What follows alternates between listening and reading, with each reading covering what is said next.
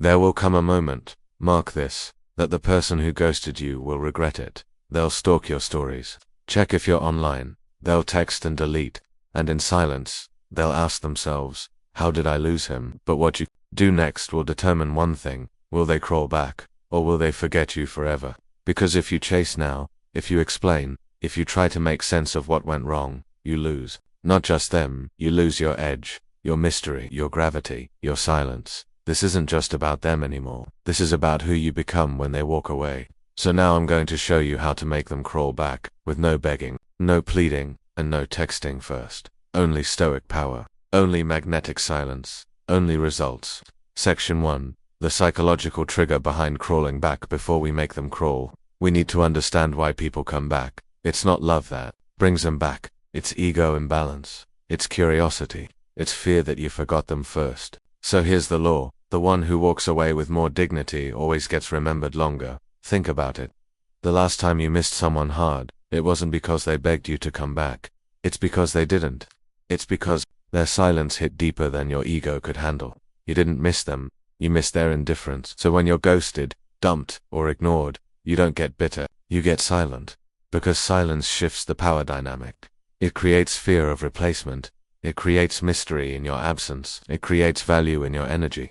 And this is why most people never get a second chance, because they panic during silence, instead of letting the silence do its work. Section 2. The cold rules of detachment, the foundation of power to make someone crawl back. You don't need games. You need control, emotional control, ego control, presence control. Here are the rules. Rule 1. Do not react emotionally. The moment you show pain, they know they have the upper hand. So even if you're broken inside, the outside must be cold, elegant, and collected. Don't lash out. Don't explain. Don't even unfriend them. Just vanish into discipline. Let your silence haunt them. Let your composure confuse them. Rule 2. No indirect posts. No subtweets. No stories about them. They will check. They'll scroll through your page, looking for signs that you're thinking of them. Give them nothing. This forces their mind to imagine everything, and the imagination will always be more powerful than reality. Rule 3. Upgrade silently. This is non-negotiable.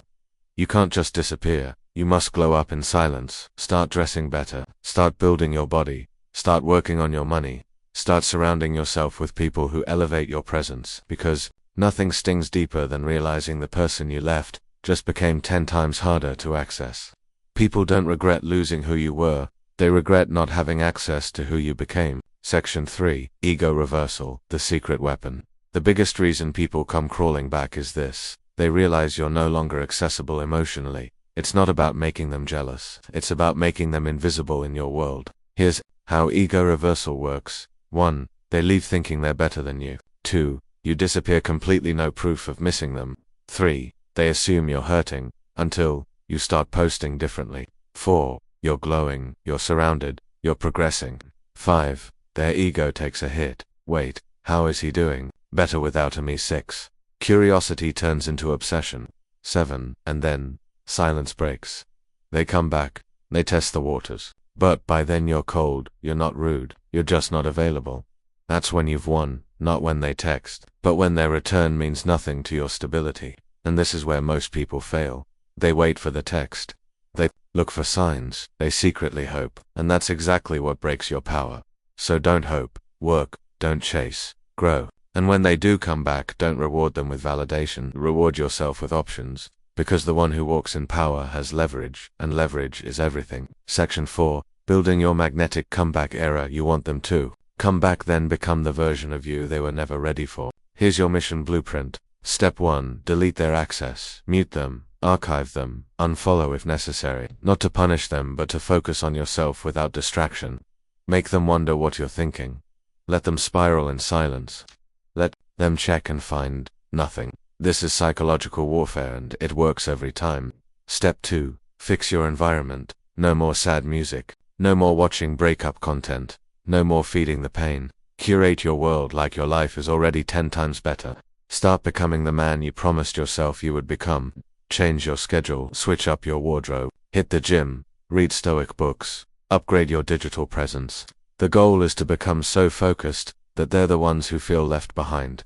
Step 3. Start making new connections. You don't need to get in a rebound, but you do need to reclaim Your confidence through interaction. Talk to new people. Flirt a little. Don't foul, just enjoy your energy being received. Because one of the most powerful moves after heartbreak is this: realizing other people see your value even when the person didn't. That alone can rebuild your glow, sharpen your edge, and shift your entire mindset. Section 5. The cold shift, where power returns. Eventually, they will notice the energy shift, the silence, the glow, the fact that you never came back. They'll expect a weak version of you. They'll prepare for the version that begs, over-explains, and wants closure. But instead, they'll see someone they barely recognize. Someone sharper, colder, more composed. And that's the man they'll start craving, not for who he was, but for who he's become. And this is where your real test begins. Because when they come back, they won't always say it outright. They'll test the waters. A story reply, a hey stranger, a random memory. Don't bite. Let them wonder if they even still matter. Because your value now is not in the chase, it's in the absence of it. Now listen closely. You've set the stage, you've gone silent, you've upgraded, and they're watching. But the comeback isn't complete just yet. You've pulled away. You've reclaimed your power. You've gone silent not as a tactic, but as a transformation. You're not playing games anymore, you're becoming the game. And it's starting to get to them. They're checking your profile, watching your stories, reading into your silence. Because the version of you they once knew, the version that chased, begged, and broke is gone. You're no longer at their feet. You've risen. And now, they can't help but wonder what they lost.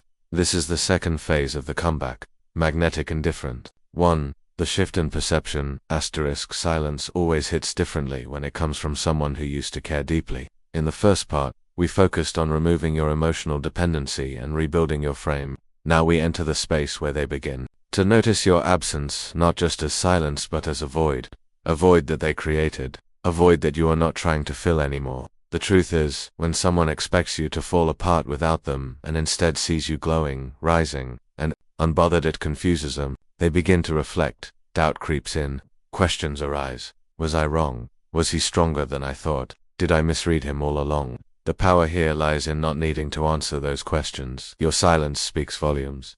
2. The return of the old you, but better. This part of the journey is about evolution, not revenge. You're not becoming bitter, you're becoming better. You're the version of yourself that doesn't need external validation, doesn't obsess over closure, and doesn't wait for someone else to see your worth. What happens when you stop seeking validation? You start becoming the person they hoped you wouldn't turn into the man who no longer needs them.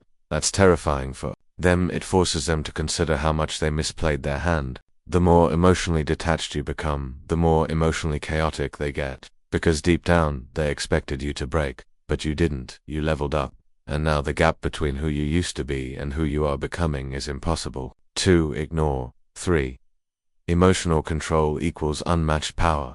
In this phase, your weapon isn't anger or pettiness, it's emotional control. People crawl back not when they miss your presence, but when they realize your absence no longer includes your attention. That's different. The key is not reacting, not when they post something meant to trigger you, not when they throw a passive comment, not even when they start to reach out indirectly. You keep your frame, you keep your discipline, you keep your silence, because the more you don't react, the more they crave the reaction.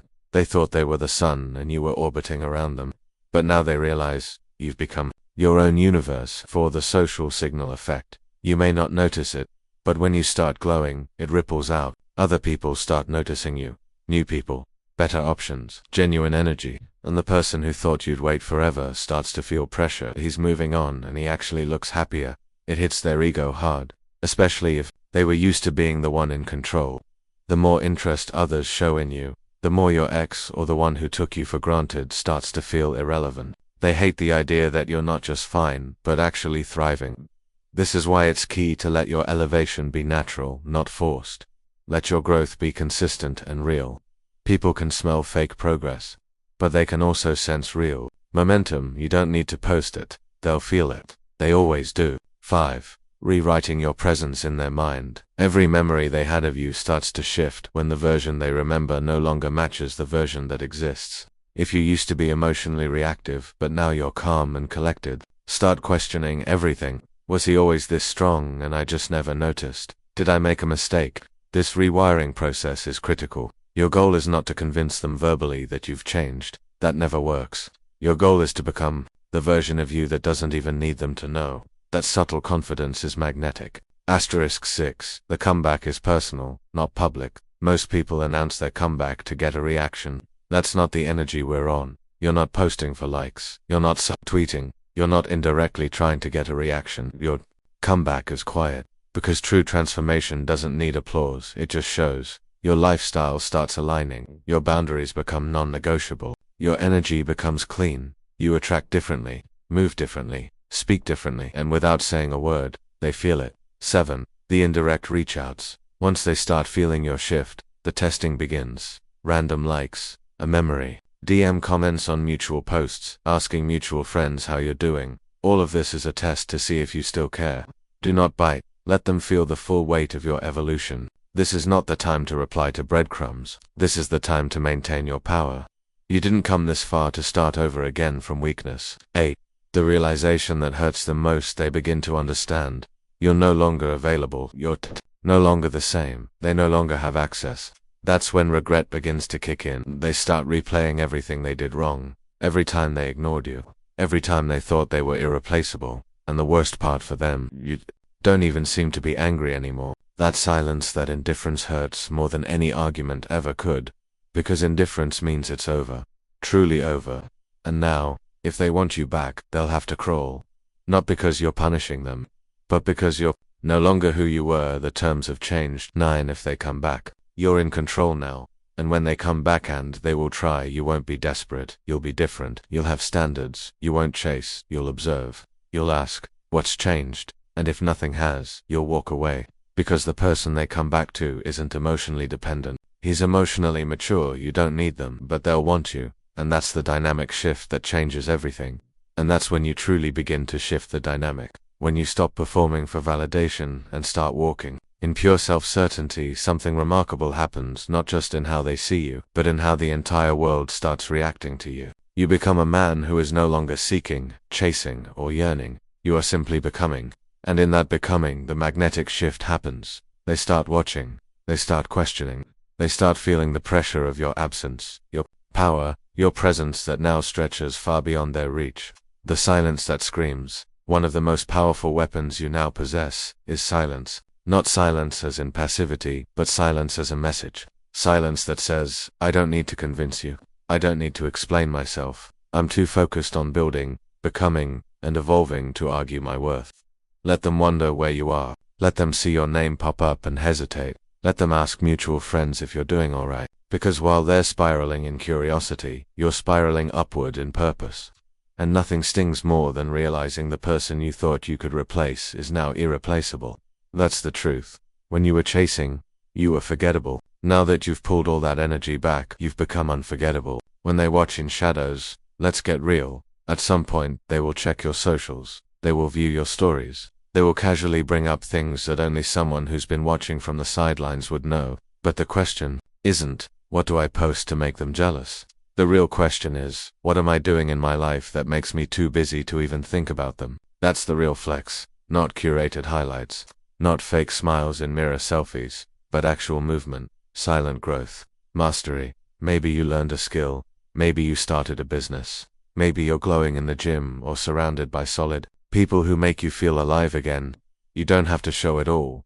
The energy leaks through, because remember, it's not just about being seen, it's about being felt, even in your absence. The moment they break, it usually happens in silence. A random text, a reaction to a story. Hey, ... I was just thinking about you. But here's the key. Don't treat that message like gold. Treat it like data. It tells you where they are mentally. It tells you who's really in control now. Because the moment they reach out first, the pendulum has swung. And now, the real power lies in your response, or your lack of one. Remember, your goal was never just to get them back.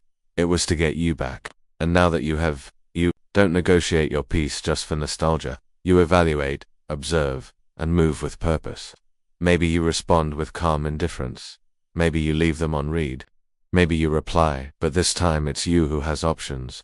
That's the energy, becoming the man they never thought you'd be. You see, it's not about revenge. It's not about playing games. It's about evolution. About becoming the version of yourself that's so clear, so grounded, so unbothered that nothing, not even the ghosts of the past, can rattle your center. That's what makes them crawl back. Not your anger, not your silence, not your posts, but your undeniable glow. That glow that comes from knowing you no longer beg, you no longer chase, you no longer doubt yourself. And with that, the roles reverse, because now you're not trying to prove anything. They are the true test. Now that you have the upper hand, what do you do with it? This is where most men fumble.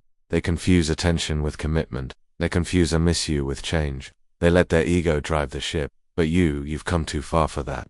You know that the power you built wasn't given by them, so it can't be taken by them. So, you don't crumble at the first sign of re-entry. You measure it.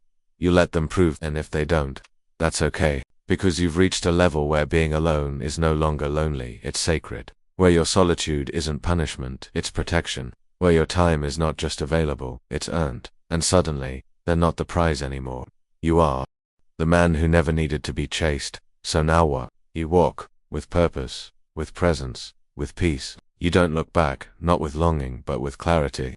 Because the man who was once broken is now whole. The man who used to beg is now building. The man who used to wonder if he was enough, now knows he is. And as the world spins, as people come and go, as texts flood in and doors reopen, you choose wisely. You no longer ask, will they come back? You ask, do they even deserve a seat at my table anymore? Because in the end, the greatest globe isn't who wants you back, it's who you've become. And that, my friend, is something no one can ever take away.